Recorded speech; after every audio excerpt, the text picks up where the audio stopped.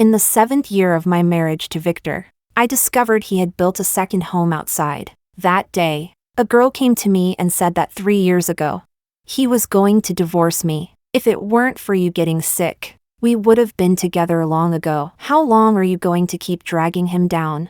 When Victor rushed over, he slapped the girl across the face. Dare to make trouble in front of my wife again, and we're done. Later, I insisted on divorce, walking out of the Civil Affairs Bureau. Victor's eyes were still red, but I knew, without his silent permission, that girl could never have made it to me. This marriage, he was tired of it. Chapter 1. When the girl came to find me, I had just been told by the doctor I only had 3 months left. Originally, I was still thinking what kind of reason I should use to make my husband Victor, who loved me deeply, accept it. Then she appeared. We met at a cafe. The girl deliberately flicked her eyes toward the wig on top of my head. Then she lowered her gaze again and continued stirring the coffee in her hands. Sit. You're sick. If I say something ugly next, cut me off. On the phone, she had only mentioned Victor's name, but on the way here, honestly, I had already prepared myself.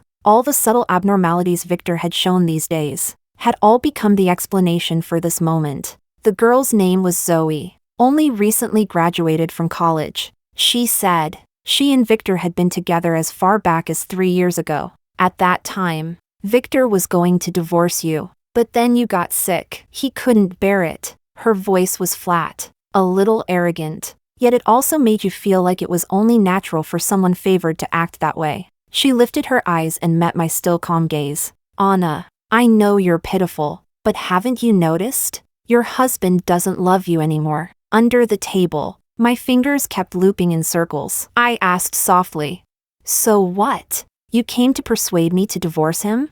As a wife, being approached by the woman your husband keeps outside, that's pretty rare. The girl took a sip of coffee, still wearing that lofty posture. I'm pregnant. I want to fight for a complete family for my child. I stayed silent for a long time. Then I blinked my eyes, which had grown a little sore, and let out a small laugh. Fine, I agree. Victor once told me he would never have children with a woman he didn't love. In that instant, it felt like I understood everything. Just as I was about to leave, Victor suddenly rushed in from outside, drenched in sweat, in full view of everyone.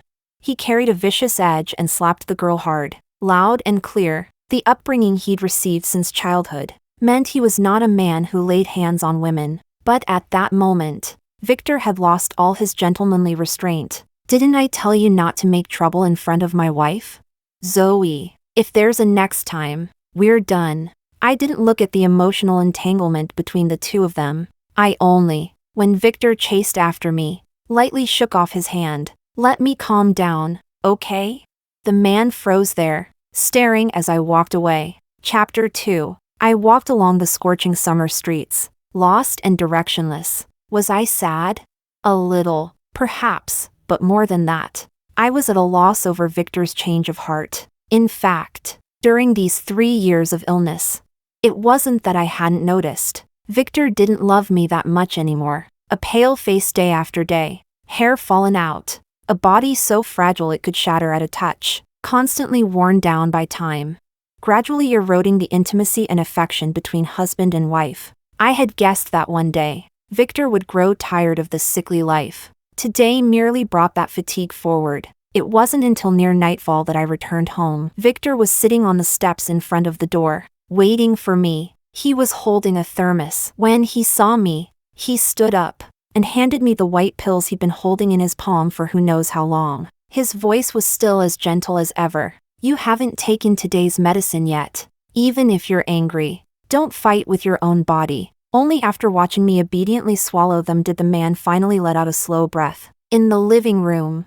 there were only the two of us. Victor helped me sit down. Ask whatever you want. I'll tell you everything. I was still holding the thermos. The water inside was still warm. Clearly, he had put thought into it. In truth, when it came to taking care of me, Victor had always done everything himself. I took a small sip of water to moisten my dry throat. That child, what are you planning to do?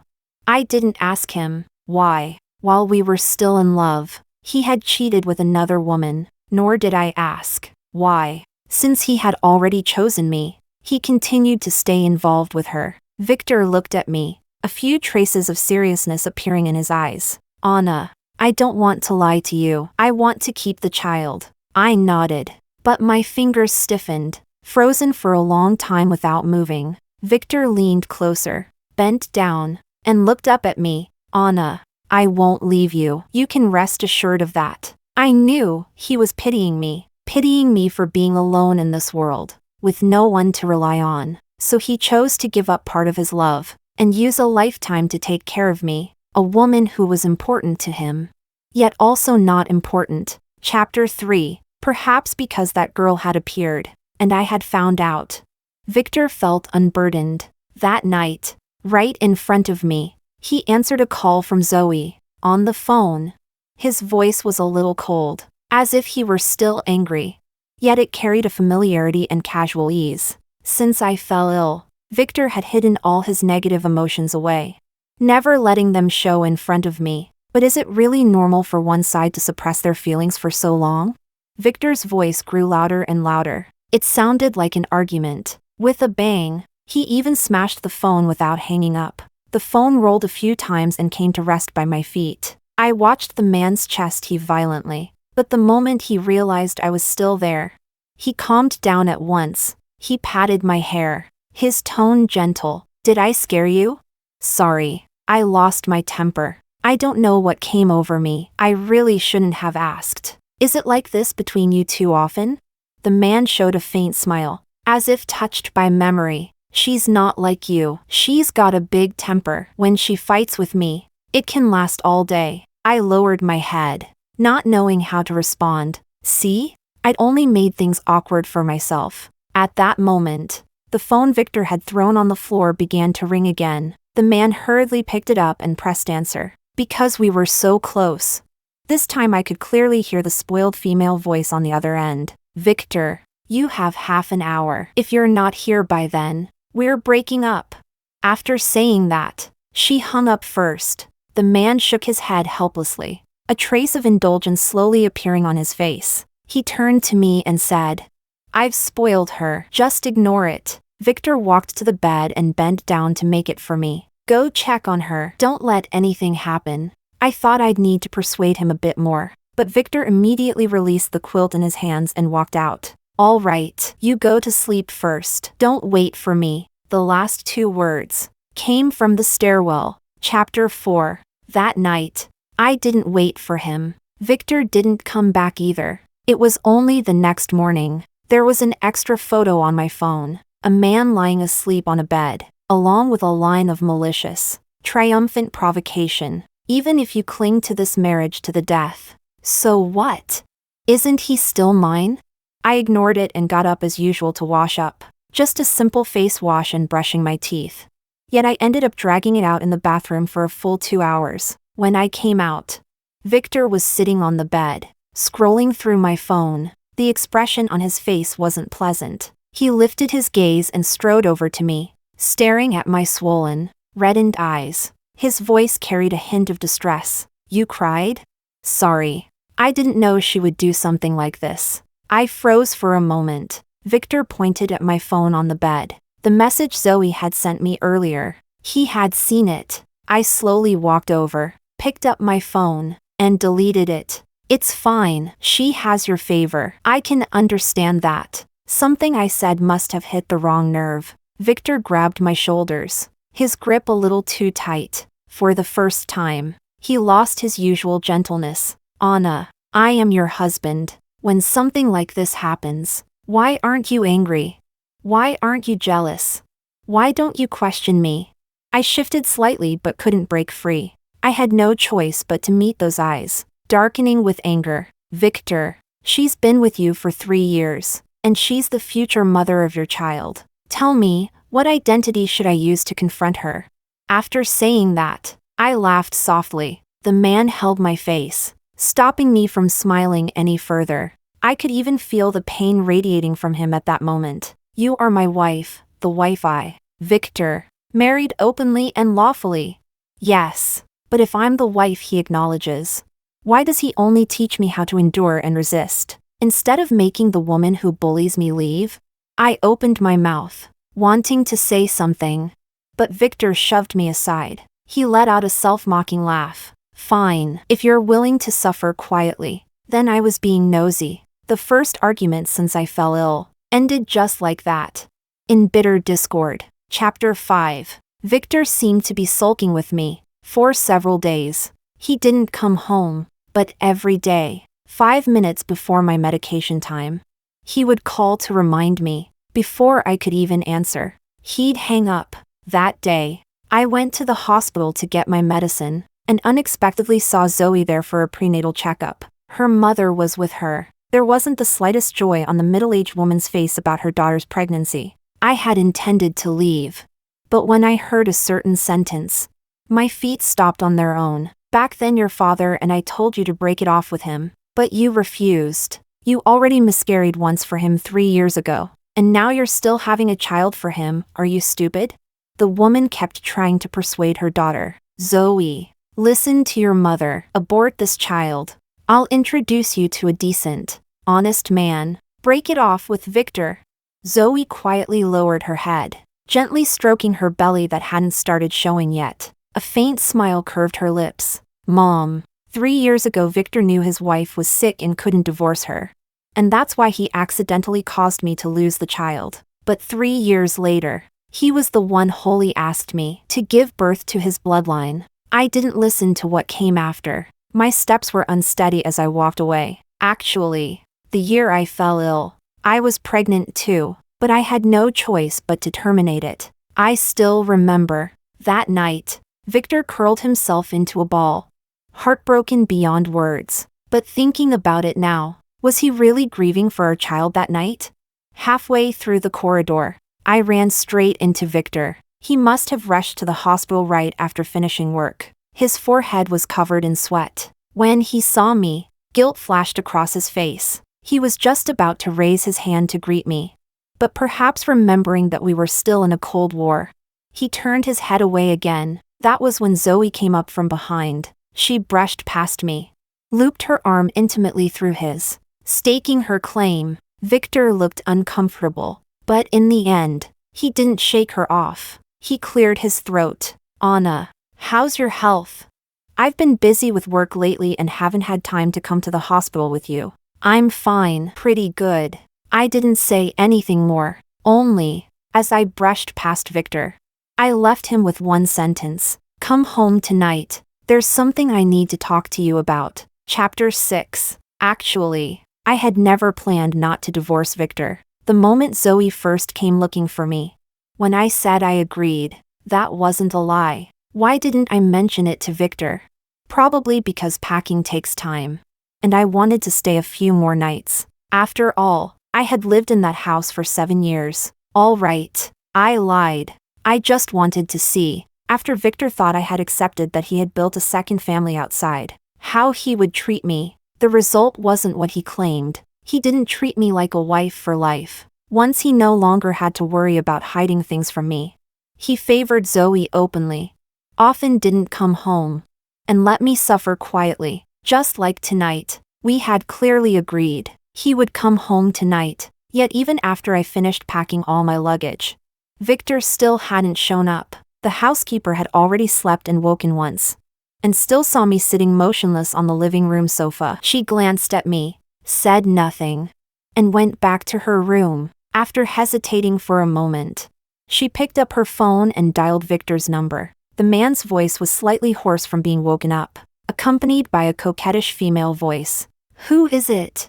It's the middle of the night, can't people sleep? The housekeeper was hired by me. She felt indignant on my behalf, and her voice grew louder. Sir, have you forgotten your agreement with Madam? You didn't come home, and Madam hasn't taken her medicine yet, while you're sleeping quite comfortably. Victor, who had still been half asleep, woke up instantly. He grabbed his pants and got out of bed. As expected, Zoe wrapped her arms around his waist. Victor, it's too late. Don't go back. She clung to him, refusing to let him leave, but Victor showed not the slightest hesitation. In less than a minute, He was out the door. At 2 in the morning. The sound of the keypad echoed through the house. Victor was back. Chapter 7. The first thing he did after coming home was pour me a glass of warm water. Then he placed my medication into my palm. Actually, I hadn't forgotten to take my medicine. It was just that this medicine no longer worked for me, so I thought I'd be willful this once and not take it. But under Victor's concerned gaze, I swallowed it all anyway. He pulled out a tissue and gently wiped the water from the corner of my lips. Then sat down beside me. Anna, is there something so urgent that you had to talk to me about it today? Being dragged back from Zoe's side in the middle of the night.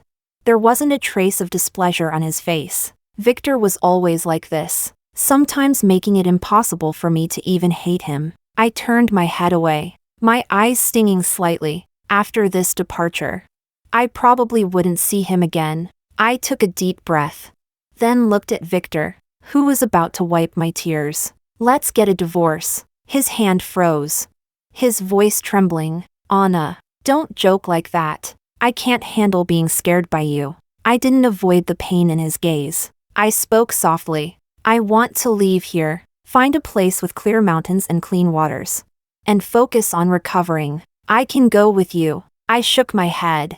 No, Victor, I still care. For once, confusion appeared on the man's face. What? Zoe, I care. I care that you cheated during our marriage. I care that you got her pregnant 3 years ago. And I care that my husband has to get out of another woman's bed in the middle of the night before he can come home. Victor's face gradually turned pale. It was as if only then he realized that his coldness toward me these days had hurt me too. He grabbed my hand tightly, flustered. I'm sorry, I ignored your feelings. I promise I won't stay out overnight anymore. As for Zoe, I'll deal with her properly. I won't let her bother you again. I stood up, leaving him alone by the sofa. Tomorrow we'll go to the Civil Affairs office. My flight is in the afternoon. I can't afford any delays. Chapter 8. When Victor walked out of the Civil Affairs Bureau, the corners of his eyes were still red. This morning, I had forced him to come with me to get the divorce certificate. At the very last moment, he finally compromised. I had brought my luggage with me. I was heading straight to the airport. Before getting into the car, Victor pressed a bank card into my hand. This was opened years ago under your name. The password is, the day we first met. He paused for a second. This was the affection he had secretly prepared for me when he still loved me, yet handed over to me only after he stopped loving me. How ironic. We overcame countless obstacles of identity and circumstance, yet failed to survive the cruel twists of fate in everyday life. I took the bank card, waved my hand, didn't turn back, didn't hesitate, and got into the car. Actually, I'm grateful to him, at least during those 3 years when I was ill. Victor gave me hope, gave me support, and accompanied me through the hardest period of my life. When I arrived at the airport, a long voice message came through on my phone. It was Victor. He was reminding me to take my medicine on time, not to stay up late, not to overthink every day, and if anyone bullied me, I had to tell him. I didn't listen to the rest. I interrupted the dozen consecutive 60-second voice messages that followed. Victor, I'm leaving. I wish you happiness. On the other end, the screen kept showing typing. For a long time. Only after quite a while did he reply. Anna, take good care of yourself. You will be happy too. No, Victor, I won't be happy. Chapter 9. While my physical condition was still manageable, I returned to the orphanage where I had grown up.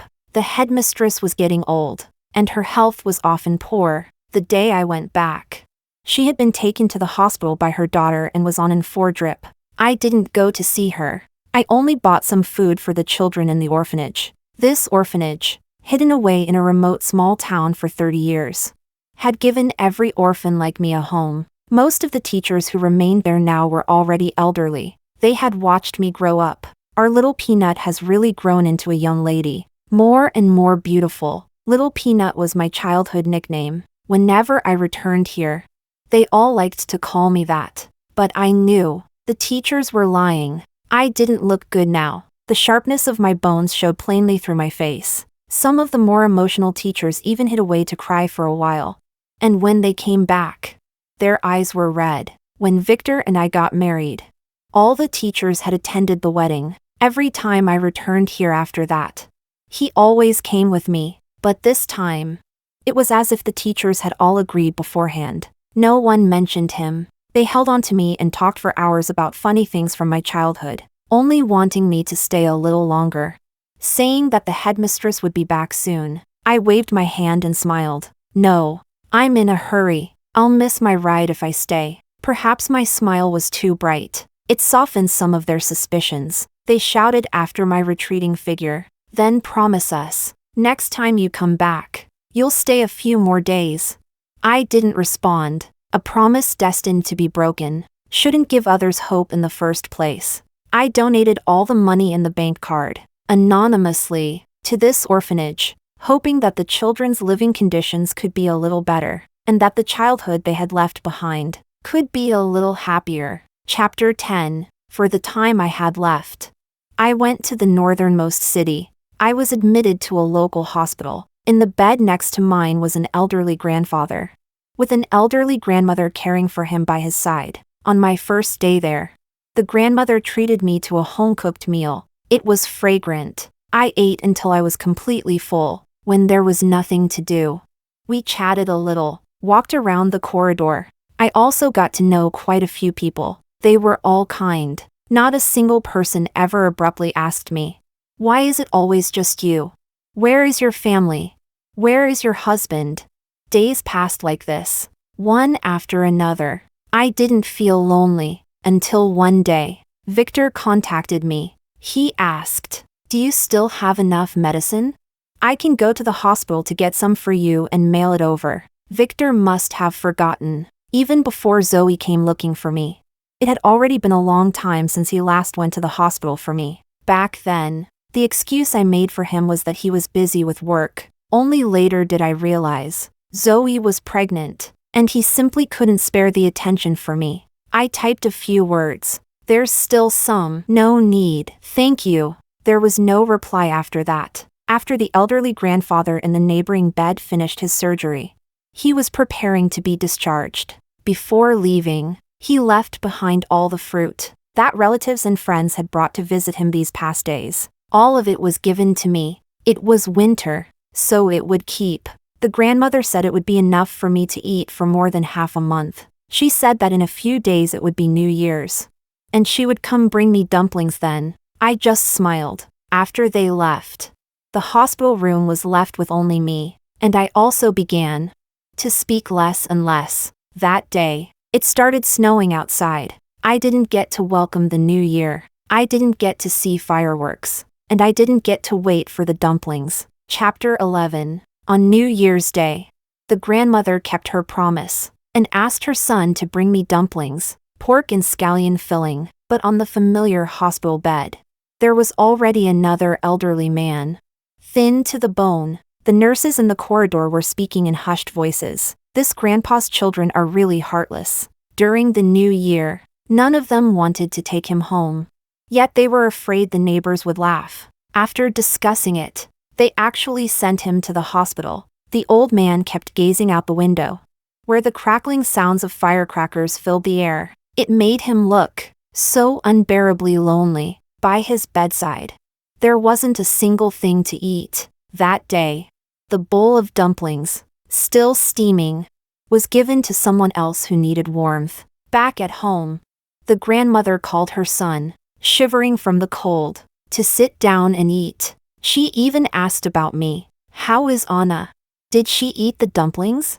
The elderly woman brought the dishes out from the kitchen, still muttering to herself. I even bragged in front of her. Said the dumplings I make taste better than the ones sold in restaurants. The son lowered his head, took a mouthful of food, and replied vaguely, "I was in a hurry to get home. I just dropped them off and left. She probably ate them." The grandmother slapped her son irritably and glared at him. "Useless. I can't rely on you for anything. That poor girl is all alone. Why didn't you stay and talk to her a bit more?" "Forget it. When I have time, I'll go ask her myself. And chat with her too." The old woman kept thinking about it. Finally, after the new year, when she had time, and wanted to go to the hospital to see me, her son stopped her. Mom, that night, I didn't see her. Just one sentence, and the nutritional supplements in the old woman's hand slipped free, suddenly falling, spilling across the floor. Chapter 12. Victor's New Year greeting to Anna still hasn't received a reply. A faint sense of unease crept into his heart. After opening their chat window countless times, Victor finally lowered his head first. He typed the words that had been looping endlessly in his mind. Are you angry? After a while, there was no response. If you regret it, you can still come back. Victor stared unblinking at the message he had just sent. Only when Zoe called out to him from outside did he put his phone away and step out of the bathroom. Zoe's belly was already very noticeable. Pregnancy had made her temperament even more delicate and clingy. She studied Victor suspiciously, then suddenly reached out. Let me see your phone. Back when they were together. It wasn't that Zoe had never checked his phone before, but this time, and only this time, Victor exploded. Can you give me some privacy? When I was with Anna, she never checked my phone. After saying that, ignoring Zoe's reddened eyes, he stormed out the door. When Victor got into the car, his chest was still heaving violently. The rage coiled in his heart, never found an outlet. He irritably raked his fingers through his hair, then closed his eyes and slammed the steering wheel several times. Only then did he feel slightly better. He started the engine and drove straight to the hospital. Before getting out of the car, Victor opened his phone again. Still no new messages. I got your medicine. If you see this, send me your current address. Chapter 13. Victor knew Anna's attending physician and went straight to find him. The elderly doctor with glasses cast an unfriendly glance at Victor. You haven't been here for quite some time. You don't even know your own wife's condition? Victor's heart tightened sharply. Though his face revealed nothing, he repeated himself. I'm here to get Anna's medicine. The old doctor didn't even look up. Her illness doesn't require medication anymore. Victor was about to ask more, when an intern doctor let him out. There were still many patients from out of town, waiting outside. No time to waste on him. Victor could only stand there quietly, waiting. The hand he had shoved into his pocket, hidden from sight, was trembling non-stop. His heart trembled as well. Finally, close to the lunch break, there were no more patients inside. Victor took a deep, forceful breath and knocked before going in. A long time later, he emerged clutching his chest, walking out of the hospital like a soulless shell. His mind was filled with the conversation from moments ago. 3 months ago today was the day Anna went to the hospital. It was also the day Zoe appeared. Heaven seemed to have played a cruel joke on him. Today was also the day Victor learned the truth. He couldn't help but think, that day, when Zoe went to Anna, forcing her to divorce, what must Anna have been thinking?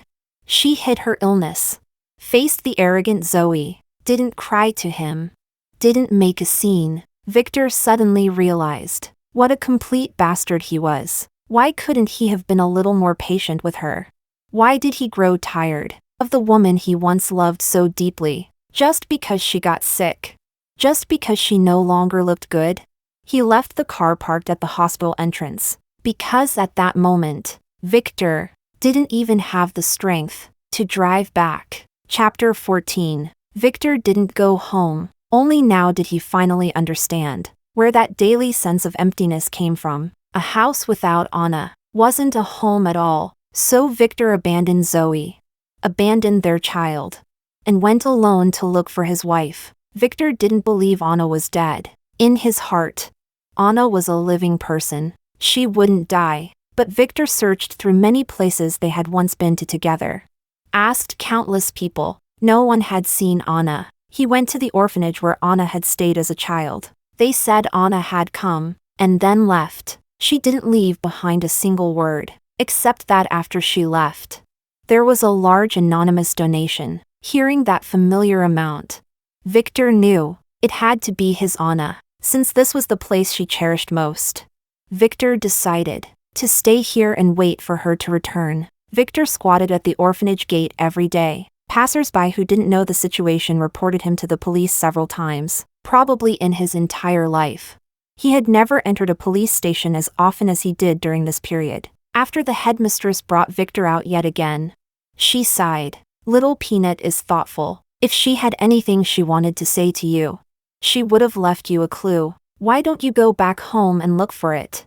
As soon as those words fell, Victor felt as if he'd just woken from a dream. He turned and ran straight for the station. Chapter 15. I don't know why, but when I woke up, I was back in the home where I had lived with Victor for 7 years. The house was dark. No lights. Only me. The housekeeper was gone too. I don't know how long passed, until a beam of light came in, along with the heavy sound of the door being pushed open, following hurried footsteps. Victor appeared, thin and darkened, clearly having lost weight. He froze instantly at the doorway, his eyes fixed on the direction where I was sitting on the stairs. I sprang to my feet, somewhat puzzled, and shouted at him, "Hey, Victor, can you see me?" The man still looked frozen, staring straight ahead. Foolishly, I sat back down. I knew it. I'm already dead. How could he possibly see me? What a pity. I didn't get to eat Grandma's pork and scallion dumplings ever since I got sick. Greasy food would make me feel sick after just a few bites. But now, without the torment of illness, I didn't feel hungry, yet I craved everything. My mouth was practically watering, just as I was imagining what pork and scallion dumplings tasted like. Victor's phone rang. He was still standing there like he'd been frozen solid, letting the ringtone go on, so noisy, I covered my ears. But I could still hear it. Then, in the next second, Victor pulled the phone out of his pocket and hurled it out the door. He changed into slippers, picked up a cleaning cloth, and began tidying the house. He cleaned every room until it was spotless. From that day on, Victor lived here alone. For some reason, he didn't bring Zoe with him. Every day, he rummaged through every corner of the house, as if searching for something, though I didn't know what. I felt a bit relieved. When I left back then, I had cleared everything away. I hadn't even left behind a single strand of hair. Nothing to hurt his eyes. Chapter 16. When Zoe came looking for him, Victor had already been living here for a week. Every day, he bought fresh pork and scallions. He made dumplings in the kitchen, although I couldn't eat them. I could smell the fragrance. That alone was enough. That day, Zoe suddenly showed up. She glanced at the freshly boiled dumplings and said lightly, "I remember, you don't seem to like scallions." Victor stuffed a dumpling into his mouth. An oddly blissful expression appeared on his face. Anna likes them." Zoe's chest tightened painfully, yet a chill crept over her at the same time. She only felt that the man in front of her was no longer quite sane. She took a breath and went straight to the point. "Victor, what do you plan to do about us?" The man kept eating without stopping, not even lifting his eyes. "Anything, whatever. Then let's get married. The child needs a home." Victor's chopsticks stopped midair. Without hesitation, he shook his head. "That won't do. I already have a wife." Only after the last dumpling was swallowed did Zoe, standing by the table, finally speak again. "If you had known Anna would die, would you still have been with me?" "Yes." Victor glanced at my quietly curled up figure on the sofa. His voice carried a trace of bitterness. "I thought she was better, that even if she left my side, she would still live well in this world. When Anna was here, I still had a heart capable of falling in love with someone else. But now that Anna is gone, I don't have a heart anymore. What would I use to marry you?" Chapter 17. Zoe bent over. It was hard to tell whether she was crying or laughing. A rather loud sound escaped her. When she lifted her head again, tears were already streaming down her face. She gathered herself, fell silent for a long time, then reached out and gently touched her abdomen. "Victor, our child is gone." The man's eyebrow twitched ever so slightly. Other than that, there was no additional reaction. Zoe let out a few soft, mocking laughs. This time, her voice carried a faint, lifeless despair. "I used to think that in your heart, I could at least stand on equal footing with Anna. I even thought that in this world, no one could love you more than I did. But the moment I learned that Anna had died, I realized I had completely lost. At the very least, I would never, on my deathbed, personally help my husband be with another woman. Zoe pulled out a chair and sat down, took out her makeup bag, while touching up her ruined makeup. She said calmly, "Victor, my mom introduced me to a divorced man with a child. I'm going back to my hometown for a blind date. Aren't you going to ask why I'm not choosing a man with better conditions?" Before Victor could ask, Zoe continued on her own. "After aborting our child, I won't be able to get pregnant again in the future. Maybe this is my punishment. I shouldn't have met you. I shouldn't have destroyed your marriage with Anna. My mom was right. Mistresses never get a good ending." Zoe stood up, pushed the chair back into place. As if she had never come at all, she took one last look at Victor. She bit her lip, turned around, and just as she stepped out the door, she still asked one question: "Did you ever love me?" Victor fell silent for a moment. He didn't answer the question. He only said, "I'll give you a sum of money to ensure your future life." Zoe didn't turn back. Her voice was hoarse. "I don't want it, Victor. I wasn't with you for money. If I took that money, it would only make me feel even more inferior to Anna." Chapter 18. Aren't you going to chase after her? Victor answered the empty living room. "There's no need." I drifted lightly to stand in front of Victor. There really wasn't a trace of sorrow on his face. "I thought you two loved each other deeply." "Victor, you're lying, aren't you? To keep a relationship hidden from me for 3 years. There's no way you didn't feel anything at all." The man pulled his unfocused gaze away from the sofa and locked precisely onto my eyes, just inches away, so he really could see me. "Anna, are you satisfied now with how this ended for us?" The question caught me off guard. To say I didn't hate him would be a lie, but hatred, too, needs strength to sustain it. The moment we divorced, I told myself, I must let go of Victor completely. Don't think about him. Don't look at him. My brief hesitation made Victor think I was still angry. He raised his hand and slapped himself hard across the face. Then, with a look bordering on madness, he said, "If you're still angry with me, then curse me. I'll do the hitting." I didn't stop him. Only when his face no longer resembled its original form did he finally notice. My figure was gradually becoming transparent. Maybe I was wrong. I thought I didn't hate him. I was the one who got sick. I was the one who became unattractive. I was the one who burdened Victor. If he wanted to divorce me, it wasn't because he was heartless. But then, as Victor struck himself again and again, why did I feel a sense of relief? I think I finally understood. Seeing Victor fail to reach a happy ending was the deepest obsession buried in my heart. It was also the reason I appeared here. Now that my wish had been fulfilled, it was time for me to leave. The light of hope in Victor's eyes shattered bit by bit. He cried as he reached out to keep me, but could only watch helplessly as I continued to fade away before him. The last thing I saw was Victor picking up a fruit knife nearby, smiling as he said, "Anna, don't be afraid. I'm coming to be with you."